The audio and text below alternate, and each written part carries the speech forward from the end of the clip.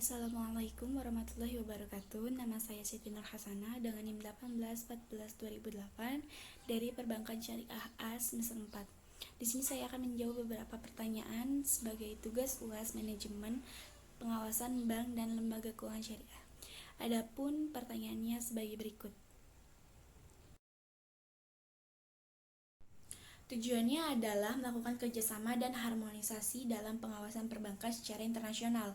Dengan adanya harmonisasi standar internasional dalam pengaturan dan pengawasan perbankan, diharapkan dapat memperbaiki iklim dan lingkungan operasi bagi bank-bank yang aktif melakukan transaksi internasional di era globalisasi dengan semakin terintegrasinya sistem finansial dunia.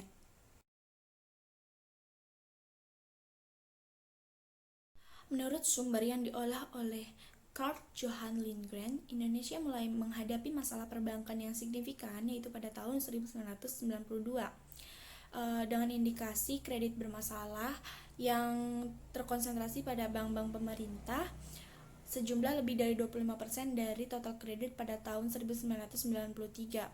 Kemudian pengaruh negatif lainnya bersumber dari kondisi dan kebijaksanaan ekonomi makro di Indonesia pada masa itu, yaitu jumlah uang beredar dan kredit yang tumbuh dengan cepat setelah deregulasi pada tahun 1988, yang kemudian dilakukan pengetatan pada tahun 1991 sampai 1992.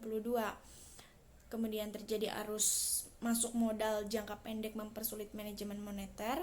Kemudian tingkat bunga antar bank meningkat dari 10% menjadi 16% sebagai dampak krisis Meksiko pada awal tahun 1985.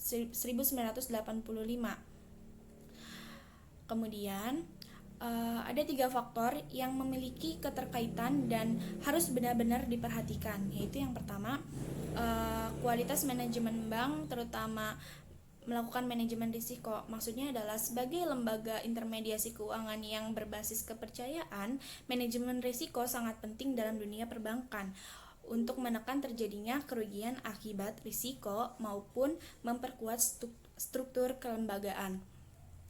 Manajemen risiko yang baik bagi bank bisa memastikan bank akan selamat dari kehancuran jika keadaan buruk terjadi. Dengan adanya risiko yang semakin kompleks dalam industri perbankan, maka dibutuhkan praktik good corporate governance dan fungsi manajemen risiko yang baik. Upaya-upaya ini dilakukan untuk menghindari terjadinya krisis perbankan.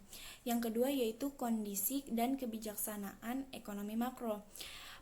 Maksudnya adalah perbankan sebagai lembaga keuangan tentu pertumbuhannya ini sangat dipengaruhi oleh kondisi ekonomi makro seperti fluktuasi angka inflasi, BI rate, dan nilai yang memiliki peran penting dalam perekonomian sebagai perantara keuangan, di mana sangat dipengaruhi oleh kondisi ekonomi makro. Di antaranya seperti fluktuasi laju inflasi, suku bunga, nilai tukar mata uang, dan lainnya.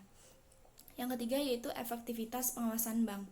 Maksudnya adalah pengawasan bank yang efektif dapat mendeteksi penyimpangan yang terjadi di dunia perbankan secara dini atau secara tepat waktu, sehingga kita dapat menentukan langkah tegas untuk mengatasi penyimpangan yang terjadi tersebut. Pada hakikatnya, pengawasan dalam perbankan dimaksudkan untuk menciptakan sistem perbankan yang sehat. Adapun untuk melakukan pengawasan bank yang efektif, mau tidak mau itu membutuhkan biaya yang cukup besar. Namun apabila hal itu tidak dilaksanakan, dapat menyebabkan atau dapat mengakibatkan krisis perbankan, sehingga biaya yang dikeluarkan untuk pemulihan itu jauh lebih besar lagi. Selain itu semua, ada 7 prinsip pengawasan bank yang dikeluarkan oleh The Basel Committee on Banking Supervision. Yang pertama itu ada prinsip prekondisi sebagai pengawasan bank yang efektif. Yang kedua ada prinsip perizinan di struktur. Yang ketiga itu ada prinsip ketentuan kehati-hatian dan persyaratan. Yang keempat itu ada prinsip metode pengawasan perbankan yang sedang berjalan. Yang kelima itu ada prinsip persyaratan informasi. Yang keenam itu ada prinsip kewenangan pengawasan, dan yang terakhir itu ada prinsip lintas perbankan. Jadi, prinsip-prinsip tersebut dijadikan acuan pengawasan bank di semua negara, sehingga perbankan menjadi lebih efektif. Sekian dari saya, kurang lebihnya mohon maaf apabila kurang tepat. Wassalamualaikum warahmatullahi wabarakatuh.